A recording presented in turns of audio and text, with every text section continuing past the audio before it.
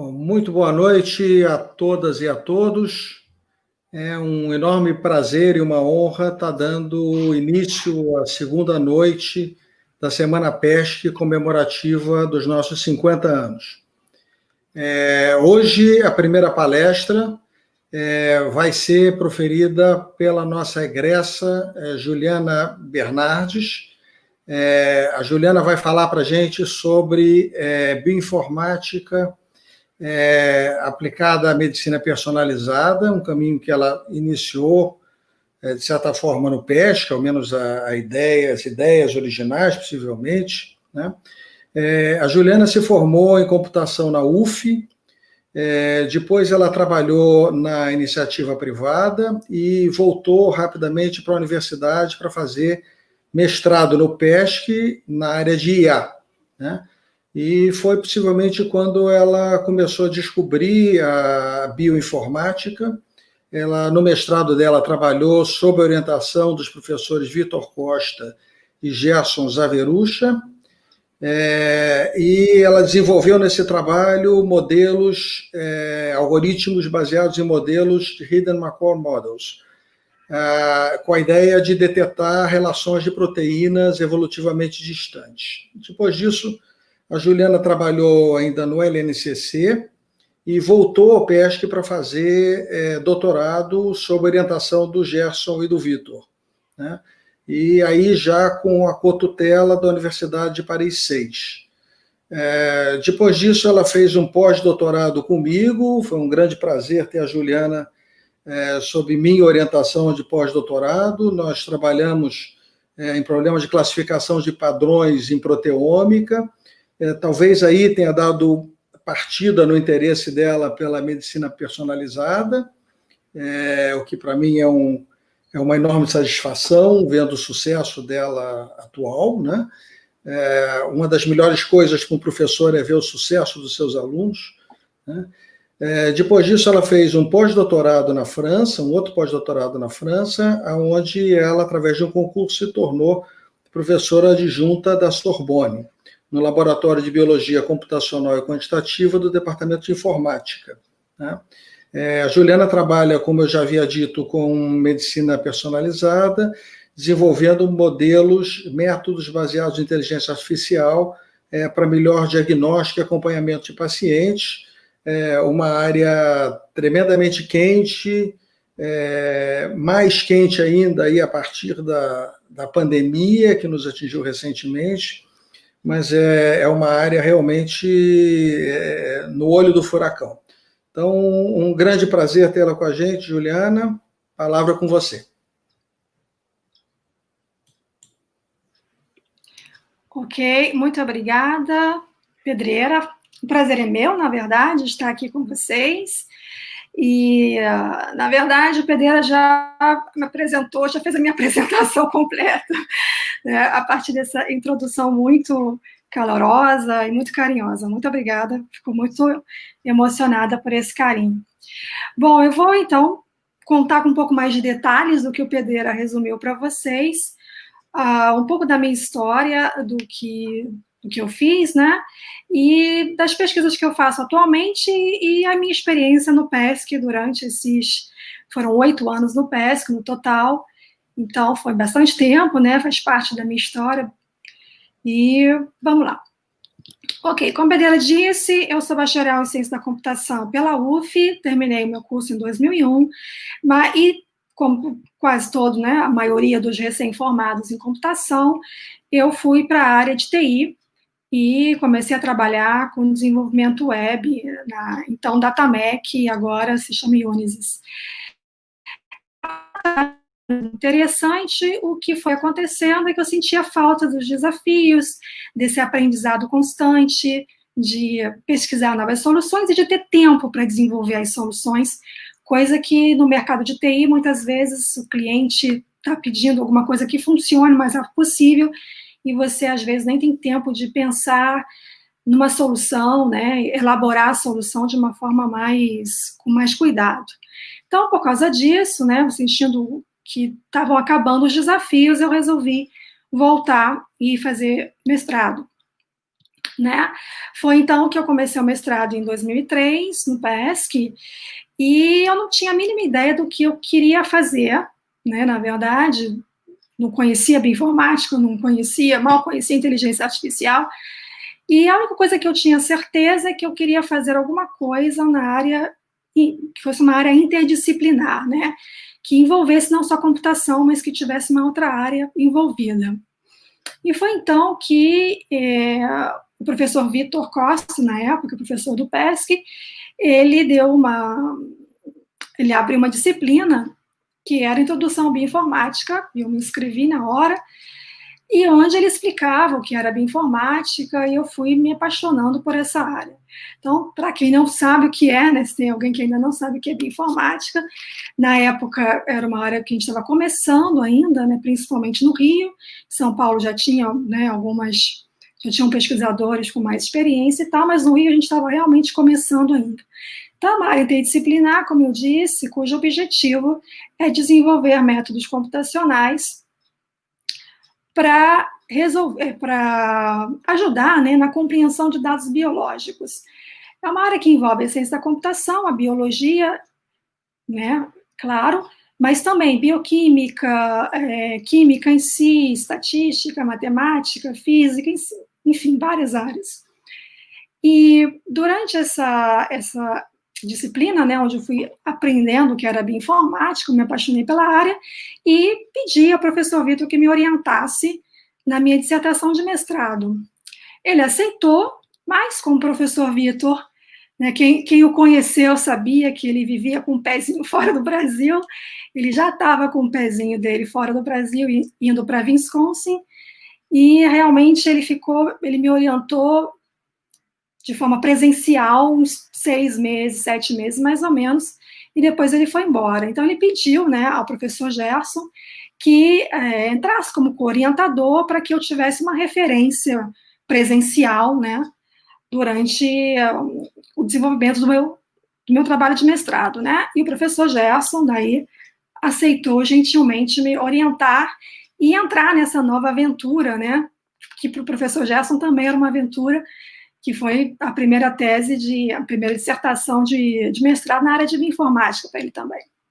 Bom, enfim, mas precisávamos conseguir, né, tínhamos as ferramentas computacionais, tínhamos um bom time computacional, mas precisávamos de um suporte biológico, alguém que entrasse com as questões a serem respondidas.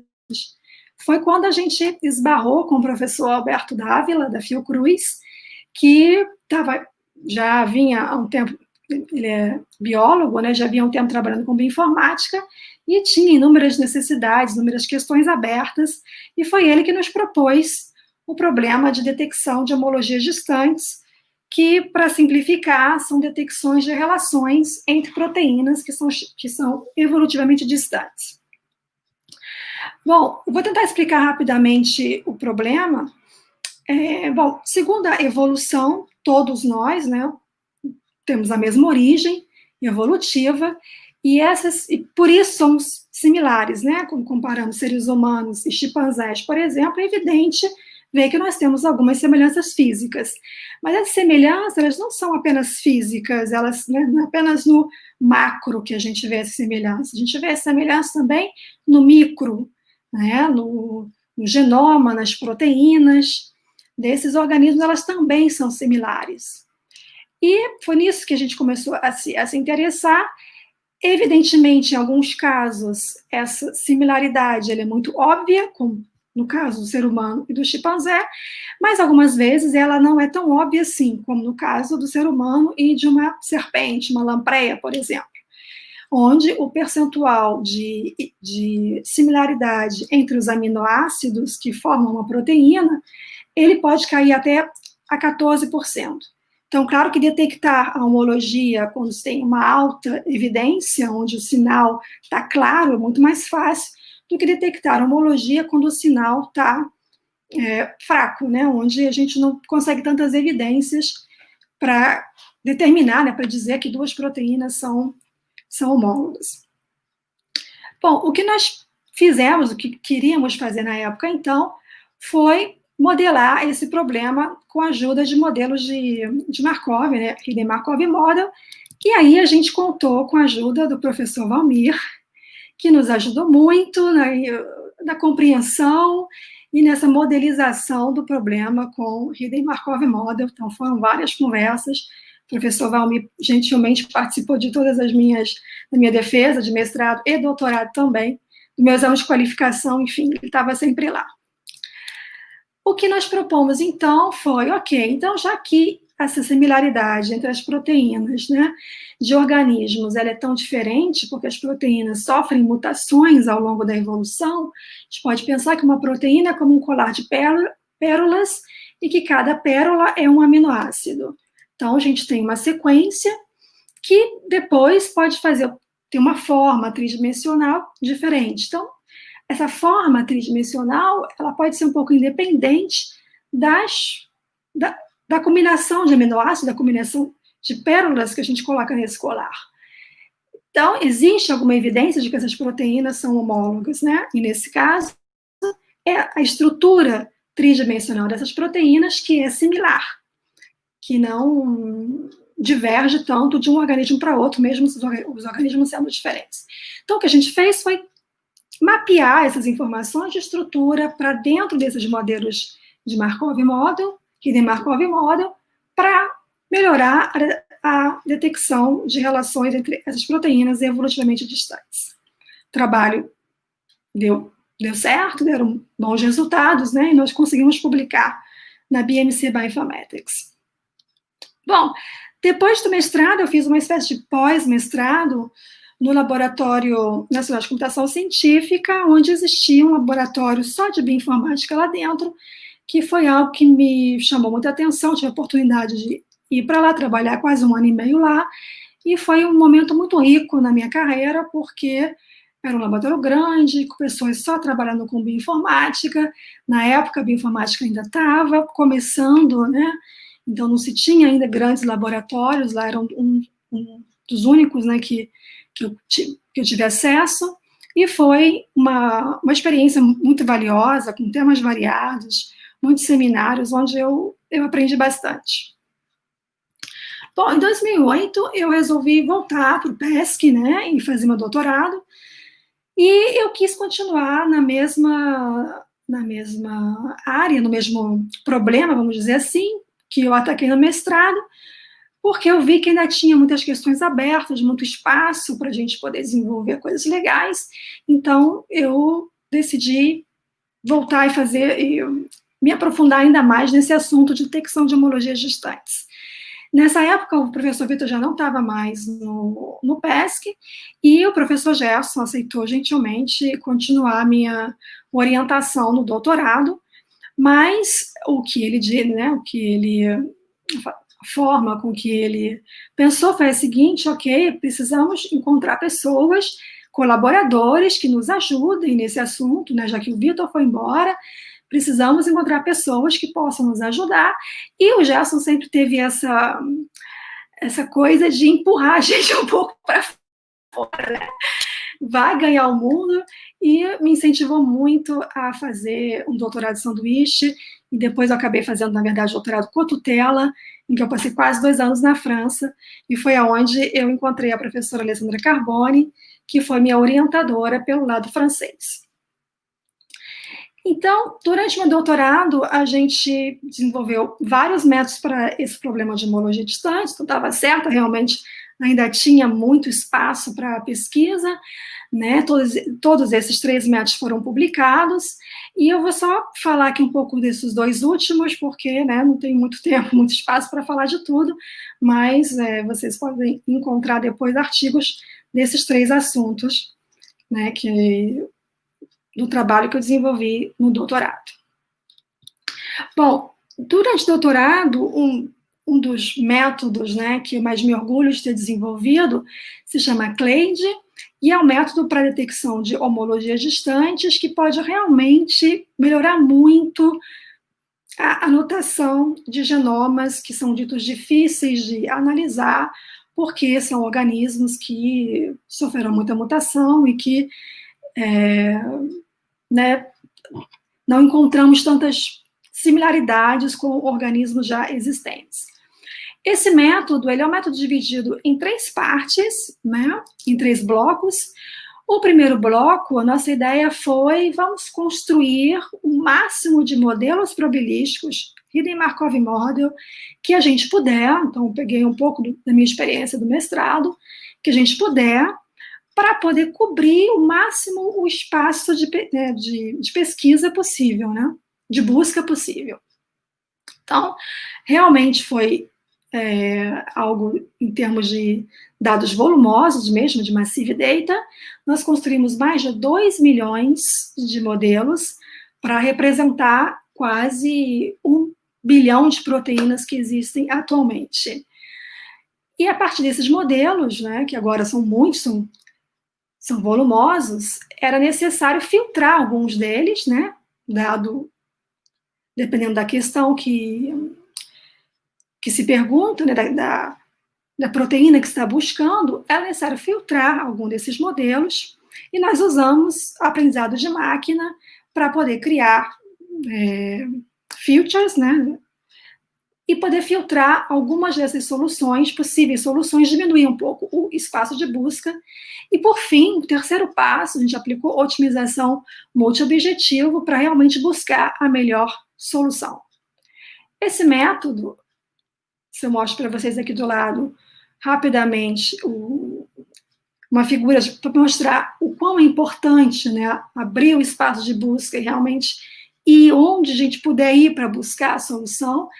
Aqui eu mostro para vocês em vermelho o nosso método, e em verde o método que na época era o que obtinha os melhores resultados, e para uma mesma taxa de erro, a gente observa que pode-se ganhar muito em performance, muito em desempenho, quando a gente expande o nosso espaço de busca e quando a gente usa ferramentas, métodos computacionais poderosos e sofisticados para filtrar e minerar a informação. Bom, só para dizer mais um pouquinho sobre esses métodos que nós desenvolvemos, né? Esses 2 métodos foram publicados, né? O CLAD e o DAMA, que está aqui embaixo, e só para dizer que é um método que continua sendo usado pela comunidade científica, isso nos deixa muito, muito felizes, porque não foi simplesmente algo que fizemos para ter, né, no meu caso, para ter um título de doutor, mas não, é algo que é recente, que é muito utilizado, um dos meus artigos mais citados, e citados por boas revistas, né, como a gente vê aqui na Nature, o artigo que foi citado agora, em 2020, mas também outras revistas, como Molecular Biology Evolution e Scientific Report, e para problemas bem diferentes, pode ser, por exemplo, para buscar detectar homologia entre proteínas de organismos dentro do mesmo ecossistema, de formigas, microbiota, enfim, tem sido usado para em várias áreas diferentes. Bom, depois disso, em 2012, eu fui fazer meu pós-doutorado com o Pedreira, como ele mesmo disse, e, bom, a gente trabalhou ainda um pouco com proteoma, mas foi ele, sim, que me introduziu à medicina personalizada, foi com ele que eu descobri, né, que nós poderíamos usar dados genéticos, dados análises pessoais, dados, hoje em dia, até dados de real time, que são capturados por essas pulseiras, enfim, era um mundo que se abria para mim nessa época, para o que se podia fazer, como a informática ainda podia ir além e ajudar muito, né, em termos de tratamento, diagnóstico, acompanhamento dos pacientes. Então, eu decidi seguir mais nessa área de medicina personalizada. Então, em 2014, né, eu voltei para a França para fazer um segundo pós-doc, mas logo em seguida eu prestei o concurso e tive a graça de conseguir. E hoje em dia eu trabalho com análise de repertório imunológico em doenças como a leucemia aguda, ou doenças autoimunes, ou até mesmo o Covid-19. E a ideia aqui é analisar sequências de anticorpos de pacientes. Então, se a gente pegar um pouquinho do sangue de cada um de vocês aí, e fizer uma análise, a gente vai encontrar várias proteínas que são chamadas de anticorpos, e esses anticorpos servem para protegermos de doenças. E quando há um desequilíbrio, nós ficamos fracos, não conseguimos nos defender contra os parasitas, né, os micróbios, e aí ficamos doentes. Então, é muito importante ter um equilíbrio do nosso sistema imunológico. Bom, eu trabalho, é um dos meus projetos principais, então eu trabalho realmente tentando responder várias questões, como, por exemplo, o agrupamento desses anticorpos, né, para entender se existe algum desequilíbrio. Existem, para alguns pacientes, se tem mais anticorpos de um tipo do que de outro, estudar a diversidade e mesmo a reconstrução evolutiva, né, então, tentar entender que anticorpo derivou de qual anticorpo, qual mutação aconteceu para que o cenário atual seja observado, e até mesmo a visualização, que é uma das ferramentas muito pedidas pelos médicos, porque é aí que eles podem tomar decisões, né, analisar os dados de uma forma mais profunda, entender os dados através da visualização e tomar decisões. Então, só para dar um exemplo para vocês de uma ferramenta que a gente tem desenvolvido, que é para visualização de anticorpos. Aqui eu selecionei duas pessoas, né? Uma pessoa à esquerda completamente saudável, que tem uma diversidade de anticorpos bem grande, e à direita nós vemos um desequilíbrio, onde existe dois tipos de anticorpos que estão se proliferando, tomando espaço dos outros e fazendo com que o sistema imunológico dessa pessoa, então, seja enfraquecido. Bom, só para as minhas considerações finais, foram 8 anos no PESC, entre mestrado, doutorado e pós-doc. Eu posso dizer que eu obtive uma formação sólida, que é coerente com a demanda internacional, porque eu cheguei aqui na França e eu pude discutir de igual para igual com os outros cientistas, com os outros alunos, com os professores, ou seja, eu fui muito bem formada, isso eu agradeço ao PESC. Me deram 6 artigos publicados em jornais internacionais renomados e principalmente parcerias científicas e parcerias pessoais que são muito valiosas para mim. Muito obrigada, merci beaucoup.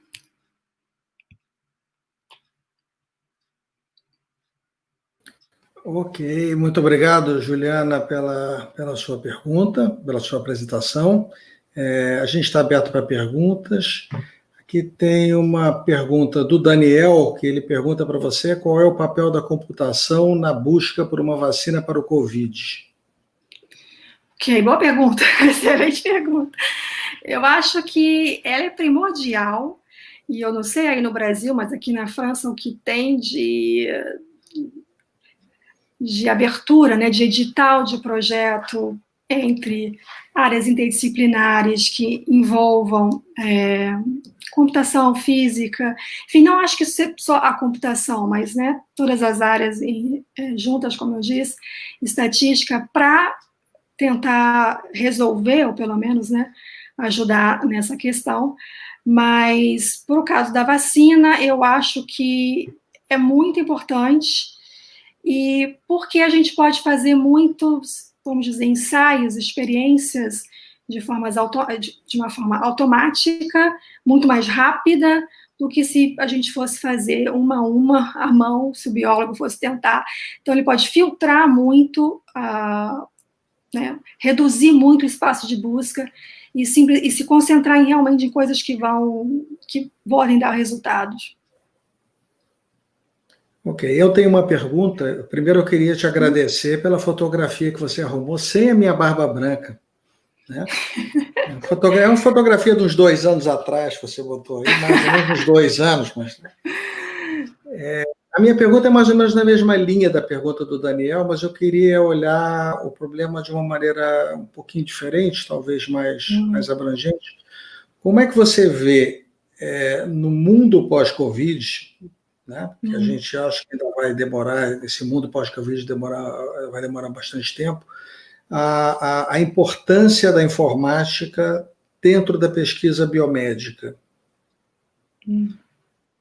Eu tenho a impressão que a gente vê via imprensa em geral é que isso ganhou uma importância muito grande, a começar pelas óbvias previsões da pandemia, até os modelos informáticos e matemáticos que estão por trás da própria vacina, Da evolução também, né? De risco dos casos mais graves da doença, etc. Como é que você vê a importância que pode ganhar a matemática e a informática na pesquisa biomédica, impulsionada talvez pelas necessidades que começam a surgir agora? Então, eu acho que esse momento que a gente está vivendo é um momento muito difícil, claro, mas que abre muitas oportunidades, e principalmente para a informática como um todo, né? A gente está aqui numa ferramenta que era impensável há tempos atrás, e eu acho que dentro da biomedicina se tem muito caminho para percorrer, é claro, e eu acho que, como você disse, talvez seja essa a ideia, é um caminho que ambos vão ganhar, né? Eu acho que a computação e a matemática vai ganhar com essa modelização e com as questões que o Covid nos traz, né? E a biomedicina e a medicina vai ganhar com a ferramenta, com a computação, que pode auxiliar e acelerar essa busca da vacina, as previsões que a gente tem de evolução da doença. Então, eu acho que é uma simbiose entre essas, né? É triste, evidentemente, mas é uma oportunidade para as duas áreas crescerem juntas, e eu acho que vai, né, ser mais impulsionada do que já estava sendo, por causa disso, porque as áreas vão se ajudar entre elas e vão crescer juntas, né? Vão conseguir se desenvolver juntas. Tem algumas outras perguntas aqui. Nosso tempo está terminando, eu queria terminar com uma pergunta da professora Celina. A Celina pergunta: Juliana, o Laboratório de Biologia Computacional e Quantitativa, onde você trabalha, tem pesquisadores de muitas áreas diferentes? Sim, completamente. A gente tem biólogos, físicos, pessoal de bioquímica, matemáticos, estatísticos, algumas pessoas da computação, na verdade, poucas pessoas da computação, com formação em computação realmente, mas muita gente de várias áreas diferentes. E é isso que, para mim, né, é quase o paraíso, né, que gosto tanto dessas trocas interdisciplinares, tá num lugar em que você troca ideias com pessoas, não só de áreas diferentes, também como de países diferentes, né, que aqui na França, muito da pesquisa vem do internacional, né, então a gente tem pessoas que vêm da Rússia, da Índia, da Alemanha, da Itália, ou seja, então essa mistura tanto de profissões, né, de perfis profissionais, quanto de nacionalidades, de culturas. Então, é isso que eu me sinto realmente privilegiada em poder trabalhar num lugar assim. Ok. Muito obrigado, Juliana. Obrigada a vocês. Super parabéns pelo seu sucesso. Para nós todos no PESC é um orgulho ver o sucesso dos nossos alunos, e é o seu caso. A sua apresentação foi excelente. Tem vários comentários aqui, exatamente, elogiando muitíssimo a apresentação que você acabou de nos fazer. Muito obrigado. E eu passo a palavra agora ao professor Toassi. Ok.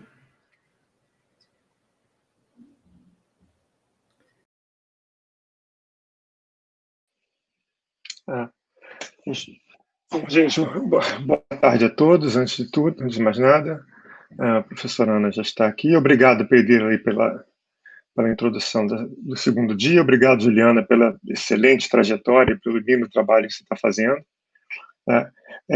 Mas agora a gente vai começar a segunda palestra de hoje, e realmente é um enorme prazer apresentar essa pessoa que vai falar para nós hoje, né?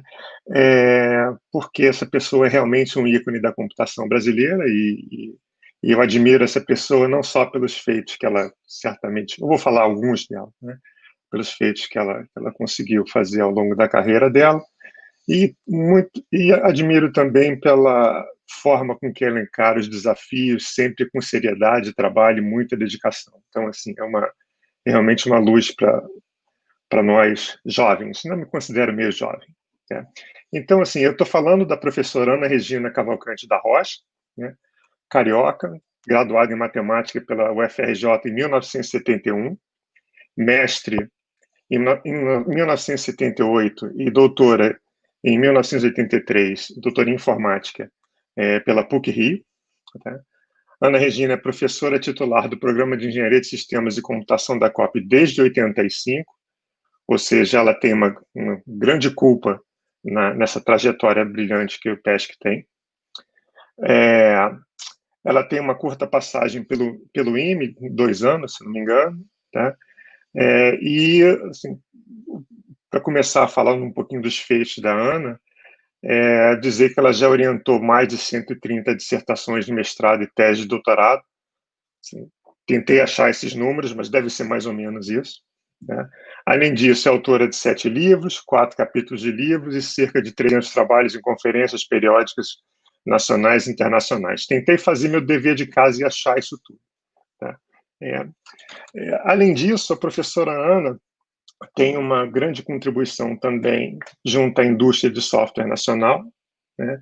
Que a professora Ana liderou o time que foi responsável pela construção do modelo de referência para a melhoria de processo de software brasileiro, o MPS-BR. Né?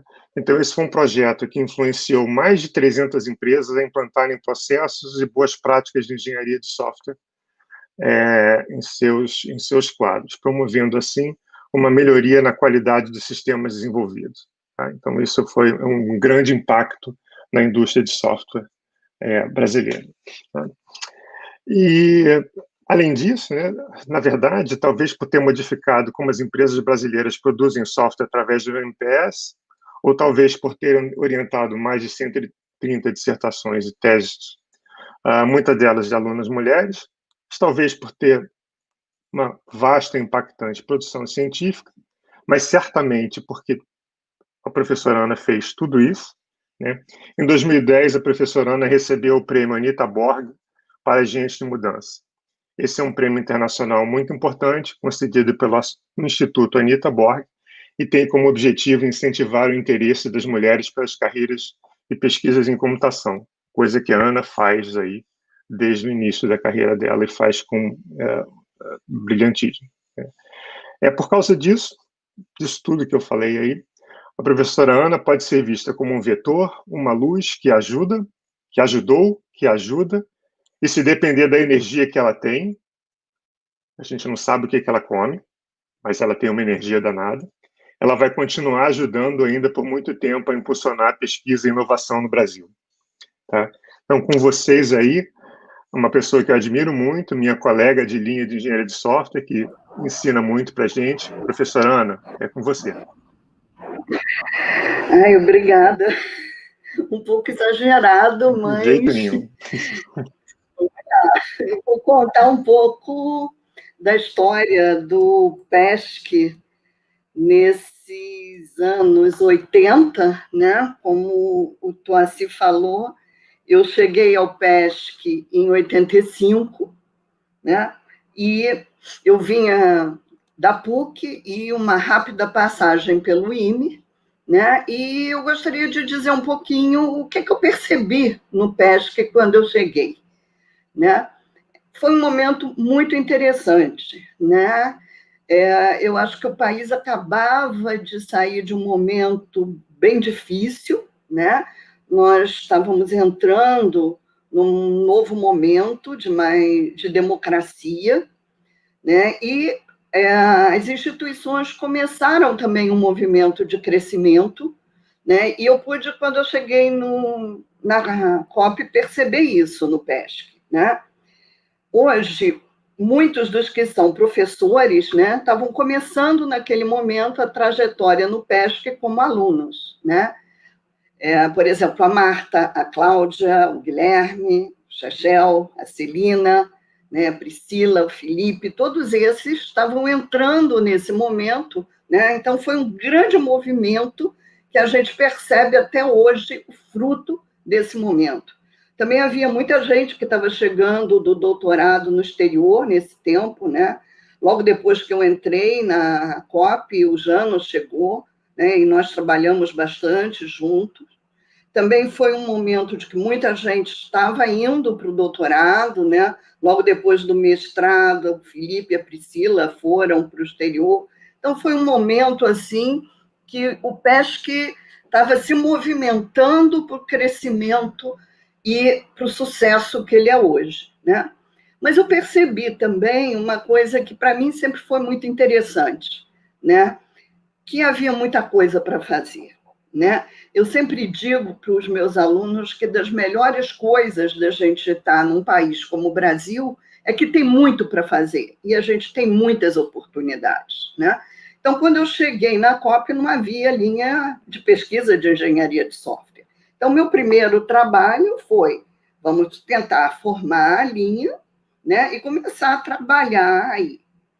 E também foi muito interessante eu ver como na COP já haviam projetos muito interessantes, muito relevantes e muitas oportunidades, né? Então, eu vou colocar um pouco aqui o que eu percebi, né, de mais interessante nessa época, né? E eu queria começar falando do supercomputador brasileiro, né, que foi liderado pelo Amorim, e eu acho aqui eu coloquei uma foto do New York Times, de um artigo de jornal, e onde eu marquei ali, né, em vermelho, tem uma bandeirinha do Brasil, que não vai dar para vocês verem bem, mas ao lado tem escrito Universidade Federal do Rio de Janeiro, né?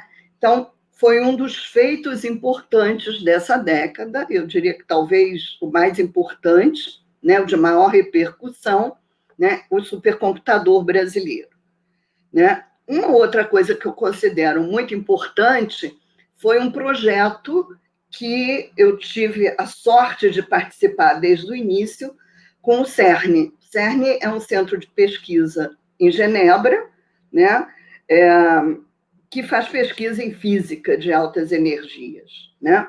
E a linha de banco de dados e de engenharia de software se envolveu no primeiro grupo que participou do projeto, né? Era um projeto liderado pelo professor Zieli, que estava na diretoria da COP, e eu e o Jano participamos desde o início.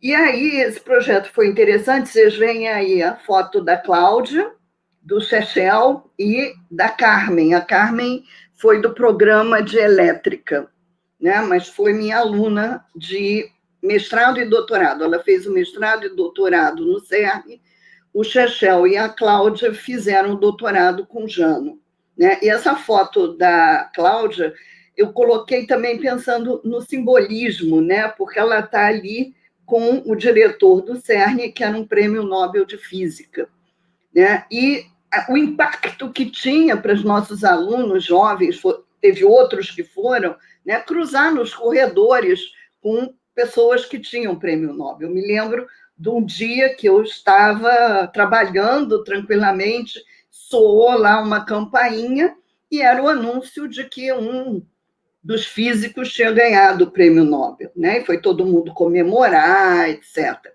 Né? Isso, para mim, era impensável, né? Um prêmio Nobel de Física era algo que a gente nunca tinha cruzado. Então, foi uma experiência muito interessante para todos nós que participamos, uma lição muito grande do que era um grande projeto internacional de colaboração, né? E que nos ensinou muito a todos. Eu acho que foi um marco, um projeto que continua até hoje, embora a linha de engenharia de software e de banco de dados não tenha mais participado depois desse momento.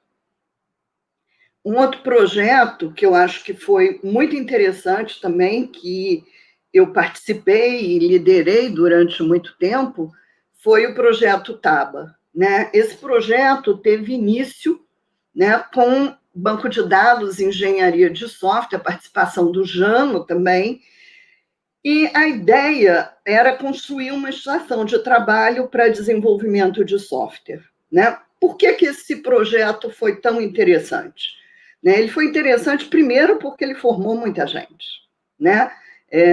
Várias pessoas que hoje, inclusive, são professores na COP e em outros programas do Brasil, né? Se formaram no projeto TABA. Mas eu acho que ele foi especialmente interessante pela experiência que ele trouxe para mim e para toda a equipe, né? Porque um dia chegaram para a gente e disseram assim, será que vocês poderiam implantar isso em empresas, fornecer gratuitamente para empresas? Eu disse assim, olha, nós temos um monte de protótipo feitos através de teses e dissertações. Você me dá 2 meses para transformar isso em produto? Eu acho que eu estava completamente louca quando eu disse isso, né? Botei todo mundo para trabalhar enlouquecidamente, mas em 2 meses a gente tinha isso implantado em empresas. E para vocês terem uma ideia da relevância que isso teve, nós implantamos, por exemplo, no TSE, apoiando eles no momento que nós preparamos e demos uma consultoria para eles chegarem ao CMMI, né? E eles fizeram isso com o apoio do TABA, né? Então, foi extremamente interessante a experiência, não para mim, mas para todo mundo que participou do projeto, né? Essa experiência de implantação em empresa e ver como nós podíamos ajudar, né? A experiência no TABA me levou a 2 projetos bem interessantes, né? Um foi a participação no Programa Brasileiro de Qualidade e Produtividade. Eu coordenei uma parte desse projeto e era uma iniciativa do MCT, né? E envolveu também empresas e pesquisadores do Brasil todo. E a outra experiência, que também foi derivada dessa, pela presença no PBQP, me chamaram para coordenar a definição do MPS, né? Então, essa foi uma outra experiência extremamente interessante, derivada do Projeto TABA. O Projeto TABA depois apoiou empresas que estavam implantando o MPS também, né? Mas foi uma experiência de coordenar um grupo nacional, né, em que tinha universidade, empresa e governo, né? Isso me fez ver, né, com muita clareza como que é importante, né, esse tripé, né, a universidade, quer dizer, a academia, as empresas e o governo para se fazer alguma coisa realmente relevante, né? Hoje, o MPS, só na parte de software, que foi a que eu liderei, tem mais de 800 empresas avaliadas, tem empresas avaliadas fora do Brasil, né? Tem empresa avaliada na Colômbia, tem empresa avaliada na Argentina e tem empresa avaliada no Uruguai também, né? E é um projeto que continua até hoje, com bastante sucesso, e eu acho que muita relevância, muita importância para a interação universidade-empresa para transferência de tecnologia. Depois, uma outra experiência que eu acho que foi muito interessante foi o papel, né, da COP, do PESC, nos eventos da Sociedade Brasileira de Computação. Quando eu entrei na COP, né, já estava a Sueli Mendes, e a Sueli Mendes tinha sido uma das primeiras fundadoras da SBC, né? Eu sou sócia fundadora, mas eu não tive a relevância que ela teve, né, na fundação da SBC, né? E a partir, né, de ver a importância da SBC e ver a necessidade de congregar a comunidade de engenharia de software, eu organizei o primeiro simpósio brasileiro de engenharia de software em 87, né? Eu acho que foi muito interessante, né? Porque nós congregamos pessoas que estavam iniciando a carreira em computação, era o que mais tinha recém-doutor. E, além disso, tinha meus alunos, né, de mestrado nessa época, não tinha nem aluno de doutorado, eu acho, ainda. E aí, por exemplo, estava o Chechel, a Cláudia, a professora Vera, que agora está na UERJ, o Guilherme, né? E eles, como alunos nessa época, né? A gente brinca que eles estavam fazendo o quê? Na recepção, tirando xerox, né? Assistindo palestras, a vida de quem está colaborando, né? Num primeiro simpósio. Foi muito interessante. A partir daí, né, eu acho que o PESC teve um papel muito importante nos outros simpósios. Por quê? Porque a gente fez também o primeiro simpósio de informática na educação. Nós fizemos o primeiro workshop de qualidade de software, que hoje é o Simpósio Brasileiro de Qualidade de Software. Aí teve uma época que eu tive ideia com o Júlio Leite, da PUC, da gente fazer um workshop de teses e dissertações entre a COP e a PUC. Era um ano na COP e um ano na PUC, né?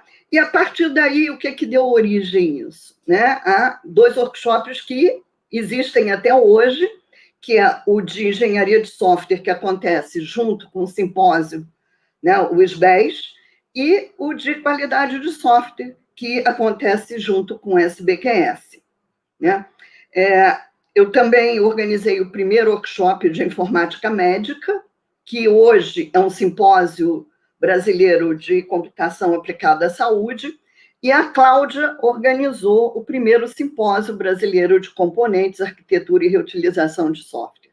Né? Então, isso aí dá um pouco a ideia, né? Embora a gente hoje continue participando de todos esses eventos, inclusive com forte participação de nossos ex-alunos, né? Mas nós tivemos no PESC um papel bem importante na organização de alguns eventos pela primeira vez. Bom, depois me pediram também para falar um pouco da minha trajetória, né? E eu gostaria de falar da importância do PESC na minha trajetória profissional, né?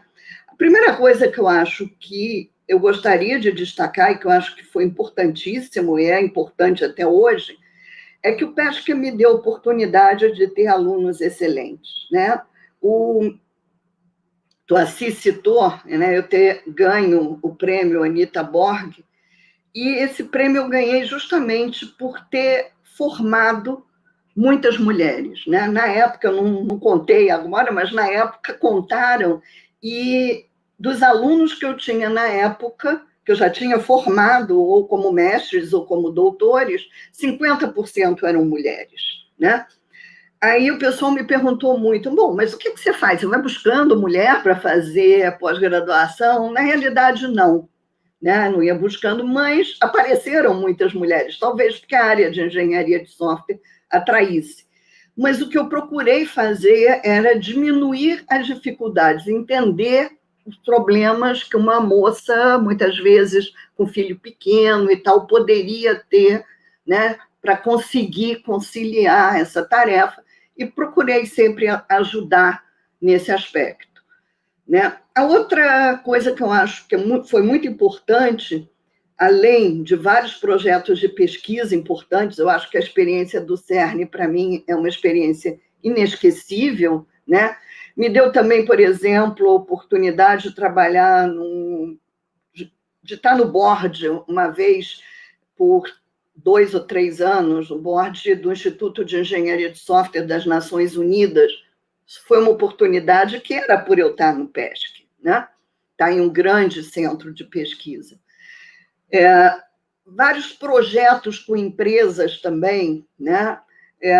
Projetos com a IBM, projetos com o Banco Central, com a Petrobras. Meu primeiro projeto com a Petrobras foi no ano que eu cheguei à COP, né? Então, as empresas procuram a COP, procuram os pesquisadores, e isso dá uma oportunidade enorme de aprendizado para a gente, né?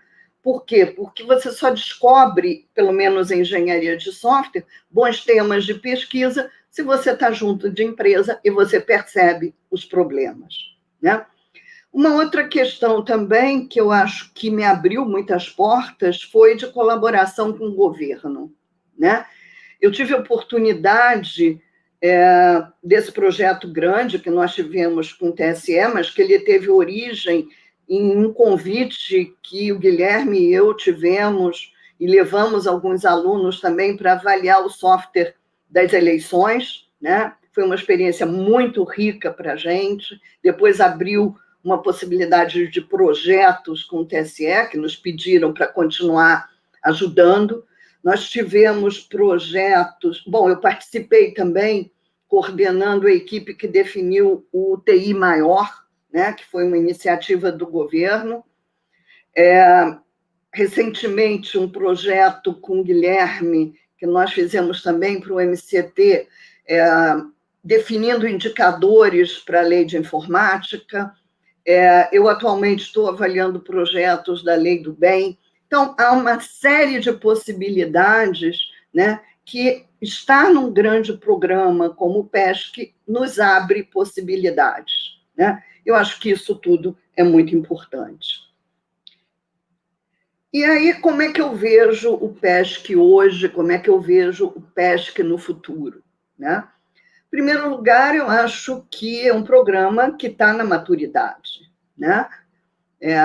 Não só pela qualidade do corpo docente, pela qualidade de nossos alunos, pela qualidade da equipe administrativa, né?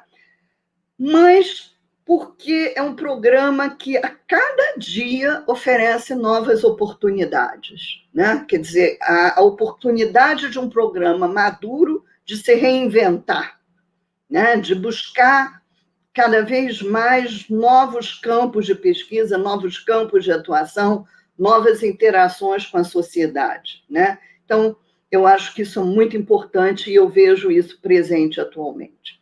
E uma outra coisa que eu acho muito importante, para terminar, é o programa maduro, né?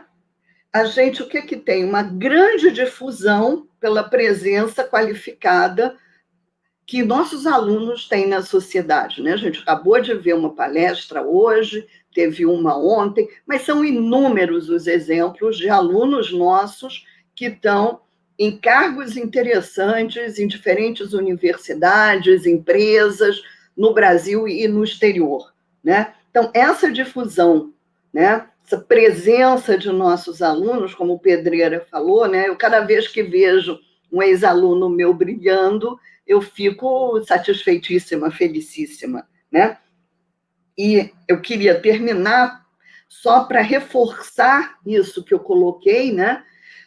Das conquistas hoje do PESC, né? A gente tem aqui vários prêmios que foram recentes, né? Estão na página atual do PESC, um grupo liderado pelo Miceli e pelo Guilherme, né? Tem aqui um projeto que tem a participação, né? O Minha Saúde, da linha, é um spin-off da linha de banco de dados, e o que tem uma nota sobre o CBSoft, né? Que foi muito interessante, né?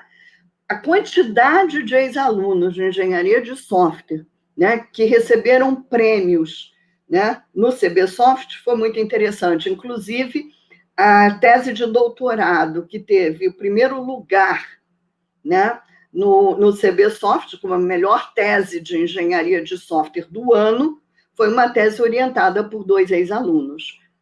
O Arilo, que está na UFAM, e o Rodrigo, que está na Unirio atualmente, né? E eles repetiram o feito agora no simpósio de sistemas de informação, recebendo o prêmio também. E nós já temos alunos classificados, né? Um de doutorado e um como de mestrado, no Simpósio Brasileiro de Qualidade de Software. A gente não sabe a classificação, mas nós temos um classificado, que é um dos 3 primeiros, só se sabe no dia classificação, de tese de doutorado, um orientando do Guilherme, o Vitor, orientando do Guilherme, e um de dissertação de mestrado, Vitor também, mas é outro, meu orientando, com a Thaísa, né? E a Thaísa foi uma ex-aluna nossa de mestrado, que depois fez o doutorado na França,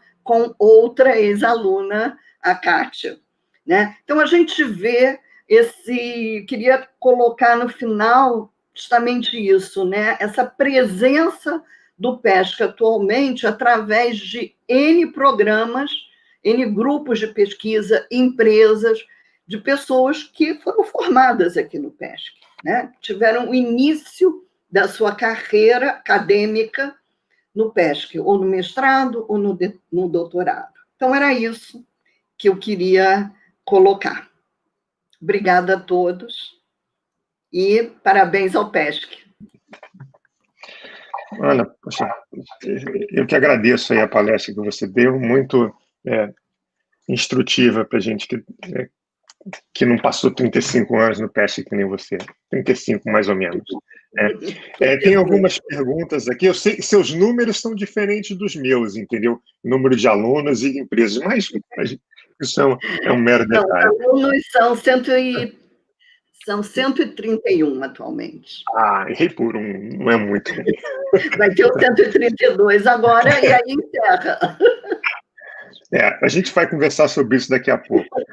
Tem algumas perguntas aqui, né? Eu vou começar com uma pergunta da professora Celina, e ela está perguntando aqui, professora Ana Regina, poderia comentar sobre os anos quando coordenou o PESC, 89, 90 e 91? Bom, o que eu poderia falar é a minha percepção, que mais ou menos eu coloquei, né? Que eu acho que foram anos de crescimento, né? Eu acho que eram anos completamente diferentes do que nós estamos vivendo agora. Por exemplo, nós quase não tínhamos equipamento naquela época, né? Então, uma realização nesse momento era conseguir equipamento. Outra realização eram alunos, era divulgar o PESC de alguma forma. Imagina, várias linhas de pesquisa estavam começando naquela época, né? Eu acho que foi um momento de bastante crescimento, né? Houve bastante interesse pela pós-graduação. Então, eu acho que esses anos meus da coordenação foram uns anos que eram de muito crescimento, né? Você foi uma das alunas, né, Celina, que chegou nessa época também. Então, era procurar ver, incentivar os melhores alunos a fazerem um doutorado, né? Várias linhas estavam começando o doutorado, então, incentivar esse crescimento, incentivar muita gente a ir para fora. Foi uma época também de incentivar projetos com empresas, né? Então, eu acho que foram anos de crescimento, né? Eu diria que, basicamente, esse meu tempo de coordenação coincidiu com essa época que eu estava chegando no PESC também, né? Eu cheguei, quase imediatamente me botaram para ser coordenadora, mesmo sem saber muito bem o que era isso, né? É bom os que acabaram de chegar saberem que eles podem ser coordenador imediatamente, né? E foi toda uma época que eu acho que movia todo mundo, era a vontade de crescer, de fazer, e isso. Comentar esses anos comentar o crescimento. Ótimo. Eu vou tomar a liberdade aqui de fazer uma pergunta mais minha, tá? Eu postei ali, eu vou fazer... Na verdade, é uma pergunta que tem são duas perguntas em uma, né? Primeiro, assim, eu gostaria de ver como é que você vê esse tripé academia, governo e empresas nos dias de hoje, tá? E a outra, para a gente poder ir terminando, qual o próximo desafio na sua trajetória do PESC?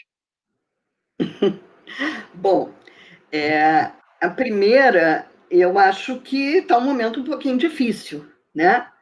Mas sempre se consegue, né?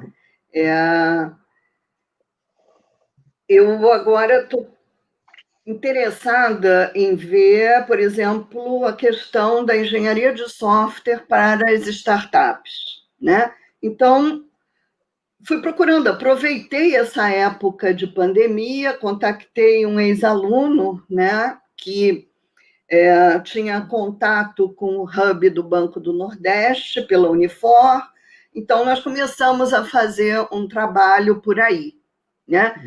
Levei um pouco esse interesse agora para Softex também. Então, eu acho que tudo depende da gente se mover, né? De você querer fazer, né? Eu acho que uma coisa que eu sempre aprendi é não esperar que as coisas caíssem do céu, né? Eu sempre digo que se você vai para a praia, se senta debaixo de um coqueiro para ter uma ideia de pesquisa, você não vai ter, vai cair um coco na sua cabeça, mas ideia não tem. Né? Ideia vem se você vai na empresa, se você vê os problemas. Por exemplo, eu avaliando projetos da Lei do Bem, eu percebo uma série de problemas com empresas. Né? Com o Guilherme, a gente fazendo indicadores para a Lei de Informática, a gente percebe outro tipo de problema. Isso alimenta o teu trabalho. Né? Então, na realidade, né, você me perguntou como é que eu vejo o futuro, né? Eu estou me aposentando, né? Mas eu acho que eu estou me aposentando de algumas coisas, né? Eu pretendo, por exemplo, essa linha que eu estou começando agora de startups é para continuar, né? O que eu estou fazendo é preparar essa aposentadoria, né? Que vai ser relativa, né? Mas eu acho que isso é importante também, né? Eu acho que as pessoas mais jovens, né, às vezes pensam que esse momento não vai chegar nunca, mas ele vai chegar, né? E você tem que construir a sua carreira também pensando nesse momento, né? Quanto mais possibilidades você abrir, melhor. Mas sempre isso, tá? Na praia, debaixo de um coqueiro, só cai um coco na cabeça. Não vem ideia nenhuma de nada. É isso, Ana. Então, muito obrigado aí pela palestra. Obrigada a todos. Foi um prazer. Ok. Eu acho que isso encerra nosso ciclo de palestras do dia, mas nós ainda temos o brinde que vai ser sorteado pelo Ricardo, que deve estar aparecendo nos próximos segundos, eu acho. Ricardo César. Estou aqui, a bola pessoal. está com você, Ricardo. Tá certo, obrigado, Tossi. Obrigado pela passagem aí. Gente, só um detalhe, eu estou aqui no sorteio, mas deixa eu só falar um detalhezinho da professora. Eu lembro que logo que eu cheguei no PES, passou um tempo, aí eu já comecei a ser secretário executivo e surgiu o primeiro concurso docente para fazer lá para o PESC. E eu estava preocupado, porque é um negócio muito sério, complicadíssimo, muitas atas, professores, candidatos. Aí quem caiu para presidir a banca? A professora Ana Regina foi escolhida. Fiquei, poxa, vamos ver o que vai dar. Na hora foi super bom, professora, muito gente boa, tranquilidade, confiança, passou isso lá para gente, para todo mundo do concurso, e por isso eu tenho a agradecer para ela. Meu primeiro concurso com a professora. Obrigado, professora. Você ajudou muito, e se não fosse a senhora também podia estar muito mais preocupado, dado algum problema. Obrigado mesmo. Mas vamos lá, gente, para o nosso sorteio, estava todo mundo esperando aqui. Vamos sortear a nossa camisa polo do PESC e o nosso brinde, nossos quiz aqui, que todos já estão aguardando e torcendo muito, né? Vamos lá para o nosso primeiro nome, de vocês que se inscreveram. Rodando aqui o nomezinho. Primeiro vencedor do dia. Hugo Victor. Cadê meu assessor de palco, Gabriel? Anotou, Gabriel? Vamos lá para o próximo. Removido a lista. Segundo vencedor.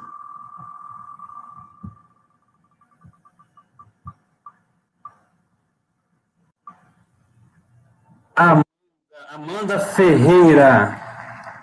Parabéns, Amanda. Vamos lá, então. Removida, Amanda, aqui. Terceiro sorteado do dia. É uma torcida. Sulamita, professora Sula. Parabéns, professora. Separar uma coisa bonita para a senhora aqui, viu, professora? Tirando aqui mais um nome, vamos lá para o próximo. Brincadeira, gente. Todo mundo vai receber camisa bonita, hein? Tem várias cores aqui. Pedro Cavalieri, quarto vencedor da noite. Vamos lá, próximo. Quinto e último vencedor da noite. Abraço para todo mundo que está assistindo a gente aí hoje, hein? Olha o Renan Spencer. Parabéns, anotado aí, assessor de palco, tudo certo? Pessoal, obrigado pela presença. Amanhã, mesmo horário, estaremos novamente. Aguardamos vocês. Lembrando de novo, todo mundo que venceu, estou juntando a lista de todos para no final da semana mandar um e-mail avisando como pode ser retirada dos itens, ok? Não se preocupe, vou ter um contato de vocês todos na lista, ok? Obrigado, pessoal. Boa noite.